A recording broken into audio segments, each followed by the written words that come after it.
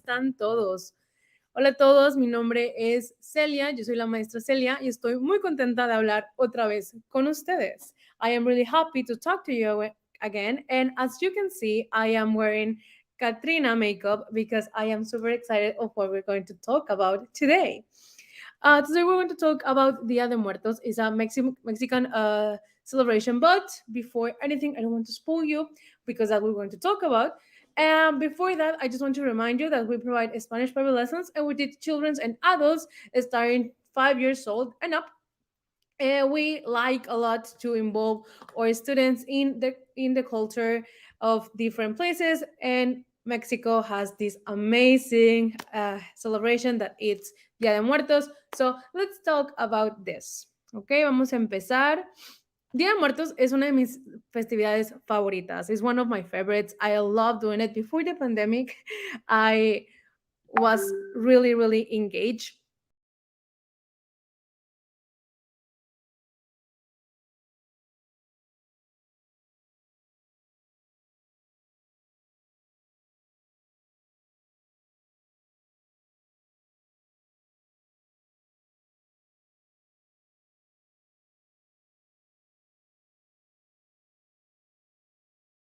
I usually do my makeup and things like that. So let's start with the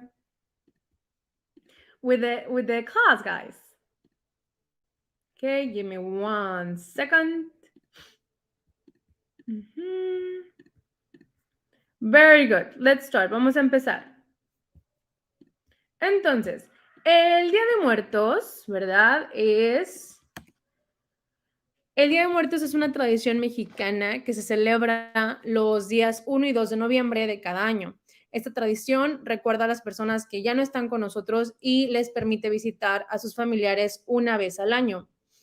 This is a tradition that it happens every year, the 1st and the 2nd of November. And this tradition, what we celebrate basically is the persons that are not longer with us in this life, and we remember all the good memories that we had with them when they were alive with us.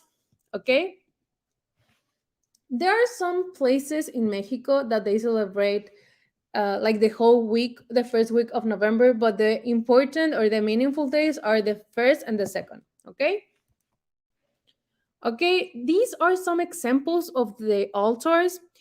If you want to celebrate this tradition, I recommend you to go to Morelia, Michoacán, Oaxaca, Puebla, Guadalajara, those places of Mexico where they actually like they do a huge thing. Like I have seen pictures of Morelia. I am from the north, so but in the south of Mexico is where they actually do this celebration, a huge party.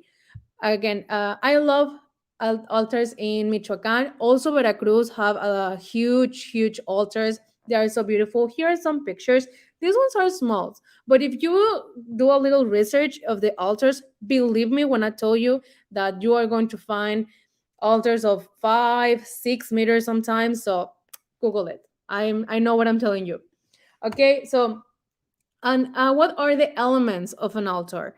Of course, first, the altar. No se puede celebrar el Día de Muertos sin un altar. Se adorna con alimentos que amaban, además de velas, flores y otras decoraciones. The altar, it's very elaborated. You cannot celebrate this day without an altar. And you put a lot of things that we're going to talk about. What is in the altar? Okay, there are flores. Son símbolo de la festividad por sus flores, por sus colores y estelas aromáticas.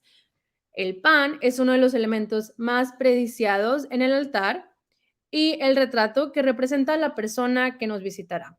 The flowers. I remember that I was in middle school and all the teachers were like in class and all the students were like this doing the flowers while we were doing our class, because it's a big thing for Mexicans when you're younger and you're maybe in middle school, high school, even in college, like students, the teachers make you make the flowers and you're putting attention to the class and making the flowers, etc.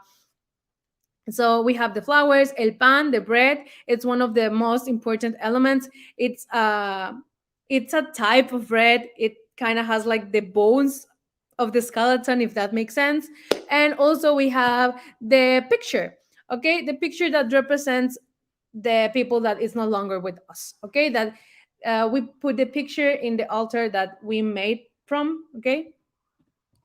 And also we have veladoras, sal y agua. The candles, these the flame of the candles is that indicates the light, the hope and the faith that we can put in our significant others that guide them to basically the other side. And the salt, it's a element of purification, and to it means purification to them for the traveling that they are making, because they believe, what people believe in this tradition is that people that are no longer with us visit us in these days to be with us and to share a moment, okay. And also the water es la fuente de vida que se ofrece a las ánimas para que no tengan sed después de su viaje. This is an offering to the people that came to our world so they cannot be thirsty in their journey. Next one, and my favorite. Well, no, my favorite is el pan de muerto, definitely.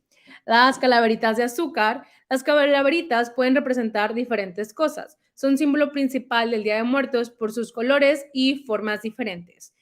The Dia de Muertos, it's a huge, I've been saying this since the beginning of the class. So the Dia de Muertos is a huge thing for Mexicans. Some people think that Mexicans are making fun of the dead, which I don't think it's true. It's more like a representation of the people that are no longer with us.